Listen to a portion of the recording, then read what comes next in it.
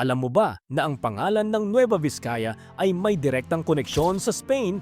Kung gusto mo ng maiikling, totoong kwento ng kasaysayan ng Pilipinas, mag-follow at subscribe ka na.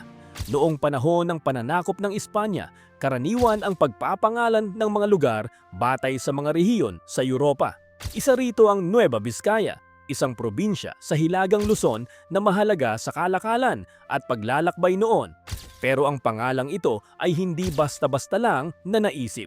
Ang Nueva ay nangangahulugang bago at ang Vizcaya ay hango sa Vizcaya sa Spain, bahagi ng Basque Country.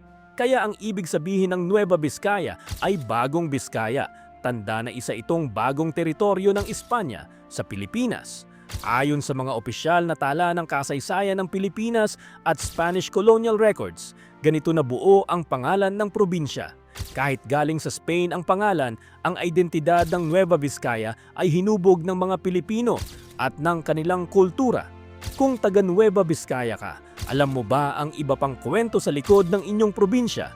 I-follow at mag-subscribe para sa mas marami pang totoong kwento ng kasaysayan ng Pilipinas.